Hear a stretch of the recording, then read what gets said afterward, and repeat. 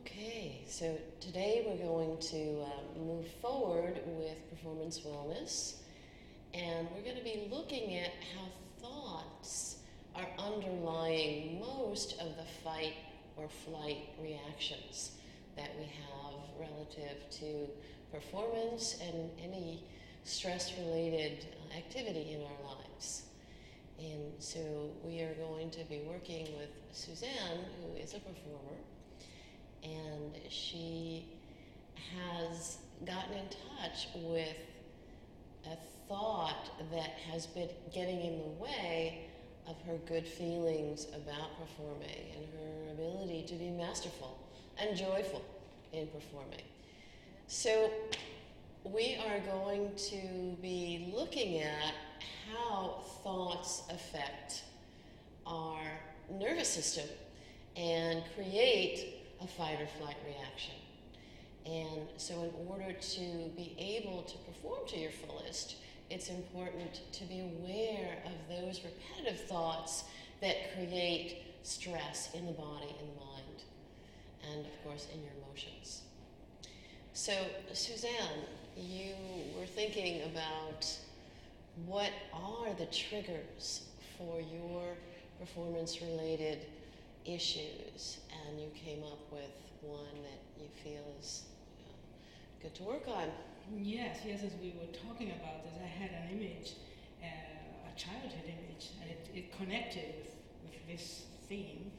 And it was, as a child, when I get home from school and I'd take my report card, because we had report cards, and I usually would get very good grades, but it was never enough. So I'd show my report card, and I remember my mother, my parents, like saying, "Oh, but you could have done much better. You could have got the whatever highest. Right. You know, if I had a B, I should have got an A. If you had an A, you could have got an A plus." Right. So I just like relived this feeling of that. However good I was doing, or however much I tried, there was always that I should have done more. It's not enough, right? It's not enough. Yes, Yeah. you have to try harder. Okay, great. So I'm glad that you had that experience. It doesn't seem very pleasant, but those kinds of early experiences actually become hardwired in your nervous system and create a kind of expectation that no matter what you do for the rest of your life, it's never going to be good enough. And so this is a good time and place to start looking at, is that really a relevant thought anymore? And if not, how can I transform that thought? So we're going to use the cognitive restructuring model that I have adapted for really including the body and the emotions into that model. And so the first step of this cognitive restructuring process would be to really define what is the thought, to be very clear about the actual thought or belief that is getting in the way of your sense of mastery. Let's see. Thought is I have to try harder. It's not good enough. I'm not ready yet. Okay, I have to try harder. I'm not good enough.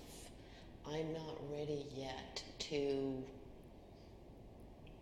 do what? To go out there and perform, or to go out and get a gig. I'm not ready yet. I have to I'm not prepare. ready yet. Yes, one day I'll be perfect and I will be able to go out there and shine the way I know that I can. Okay, that's very clear.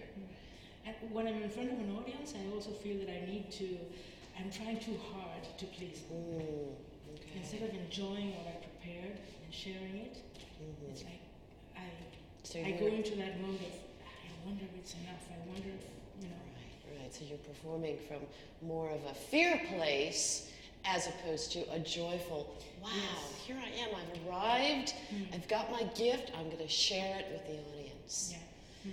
Very good. I'm sure that some of you students on the online course are relating to this kind of issue.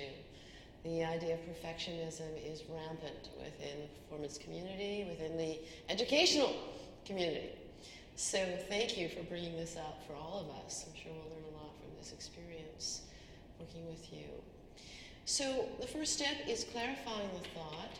The second step is, when was the first time you had this thought? And you've already had that experience. It goes way back to childhood when you brought home that report card. Do you remember how old you were? I was 6. 6. Oh my goodness, so young. And that time in our lives is such an impressionable time. It's a time when we're like a sponge soaking in the world, and getting that kind of reaction from your parents really becomes something that's true.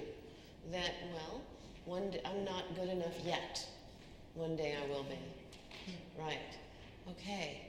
So the third step of this process is to locate where in your body do you feel that belief or that thought. It's funny, it's as if it's the upper part. You feel it in your chest. My chest. Like the chest and the shoulders, they become like having to prove myself, like a very like defensive. Well, yeah, defensive. Like there's no fluidity. Right. Like I have to show that I'm good, that I can do it, that I'm strong, that I. Yes. So this part gets like blocked. Right. And I saw you take an inhale and hold it. Yeah, that's it. Which yes. is what makes the chest tight like that, is that we're not breathing diaphragmatically. And we can relate that back to our first lesson, that when people are anxious, often they chest breathe and they hold their breath. So this is something that you can become aware of more in the future when this trigger comes up, is exhale. That's the first step. But right now, for the purposes of cognitive restructuring, we're aware that there is this tension in the chest that stops your mobility, that stops a sense of flow. So I want you to bring your awareness to that place in your body right now and just describe to me more about what's going on.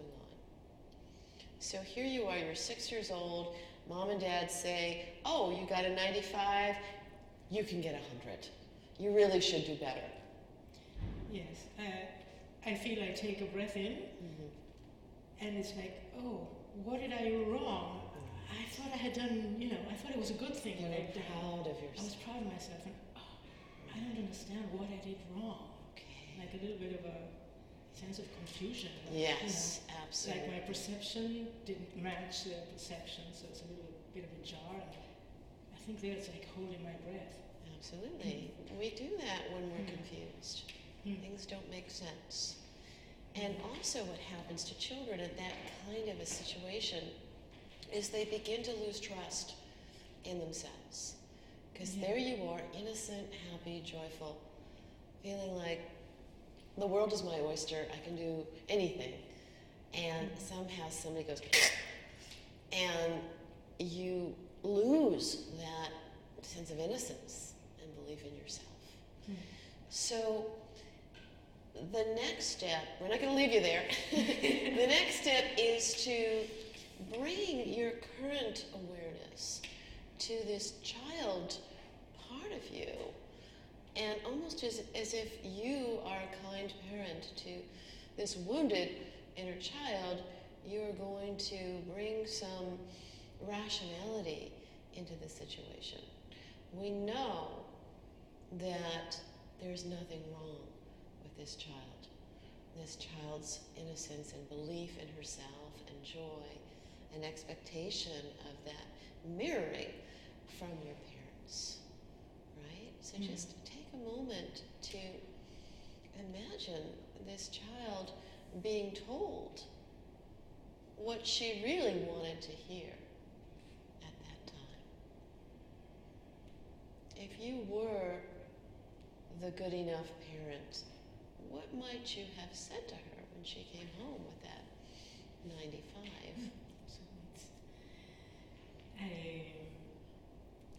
I would have, first of all, I would have expressed and support. This is so good. This is great. And then I would have also expressed support. Like, how can we help you? Is there anything more that you would like? Is there anything you need for your schooling that you would like to have? Like, do you want us to read with you, or do you want us to do you want me to share some time with you reading? Like, that's beautiful. Like adding something, like Giving an activity that we can more. do together, but not as something that's lacking. But is there something that you would like us to do together? Beautiful.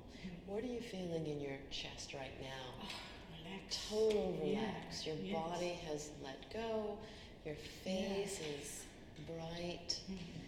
And you've come up with a solution that is it's a perfect solution to the child part of you that has been feeling that something's wrong with you. And so what you're saying is, wonderful, you did a great job, and how can we make this even better?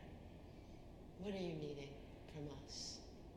Okay. And that sort of completes the cycle of, I see you, and I'm here for you, and I want to support you in being the best that you can be.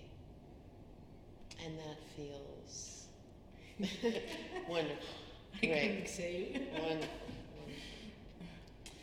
So, the final step of this process is to come back to that negative thought and to see, now that we know the truth of your being, and not this very one-sided approach to understanding reality, we can create a new thought that makes more sense. Yes. That really allows you to feel good about your achieving in the world. So how could we restructure this thought now from I'm not good enough, I'm not ready?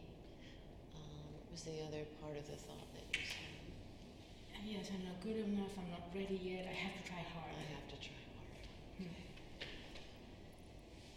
And the feeling I have now after this shift is I have this to share with you. It's more about sharing with others. I'm here, I'm bringing my best. I want to meet you at a place where we can share together. Beautiful. What we each have, to give and to receive from each other. That's beautiful. So when you've let go of that defensive body posture, you're able to feel this sense of flow. We talked about, and we'll talk about this in another lesson, the giving and receiving feedback loop that you have with your audience, that you have with whoever it is that you're interacting with, that it's a gift as opposed to something you have to protect and defend, because it might not be good enough and you might not be ready. So it's a whole other attitude that you're feeling now in your body. Okay, so let's really define this new thought, this new belief. Can I start from where I was? Like, when I feel I'm not ready, when I feel I have to try harder, I choose to breathe. Yes. I choose to exhale. Okay. And I choose to share with others in a way that's nourishing for both of us. Ooh, that's beautiful. Lovely. Yes. So when I'm feeling this trigger, I exhale. Yes. And I tune into the gift that I want to share and nourish myself and the people I'm sharing with. How does that feel, Suzanne? That's great. That feels real. Yes. That feels there's energy. The energy is flowing. That's how it should be. And I think when we restructure thoughts to a place of truth, we have that flow, we have that excitement, we have that joy in living our lives. so much for sharing this process with me and with our Thank you. online viewers. And I'm hoping that you too will follow these steps in restructuring a thought or belief that has gotten in the way of your own good feelings about performing and your own sense of mastery. And again, the description of this approach is in your Performance Wellness Manual. Thank you so much.